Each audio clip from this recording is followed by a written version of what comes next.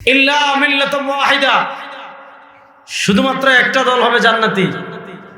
প্রশ্ন হলো এই উম্মাহ যে 73 দল হবে, আর এই উম্মার 73 দলের 72 দল হবে যে জাহান্নামী, আর এই উম্মার মাত্র একটা দল হবে যে জান্নাতি।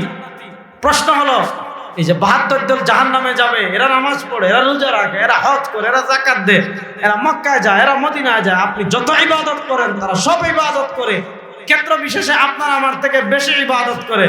তাহলে প্রশ্ন হলো যে 72 দল কারা, আমি পরিচয় এখন যাচ্ছি না, যে 72 দল জাহান্নামে যাবে তারাও নামাজ পড়ে, তারাও রোজা রাখে, তারাও হজ করে, তারাও যাকাত দেয়, তারাও ওয়াজে আসে, তারাও দান সদকা করে, তারাও তাহাজ্জুদ পড়ে, তারাও এতিমের সহযোগিতা করে, তারাও গাজার জন্য কান্না করে, তারাও রোহিঙ্গার মুসলমানদেরকে ত্রাণ দেয়, বন্যা হলে তারাও ত্রাণ দেয়, ওয়াজ মাহফিলে তারাও আসে, আল্লাহর কথা শুনলে তারাও কান্দে, জাহান্নামকে তারাও ভয় পায়, জান্নাতে তারাও যেতে চায়।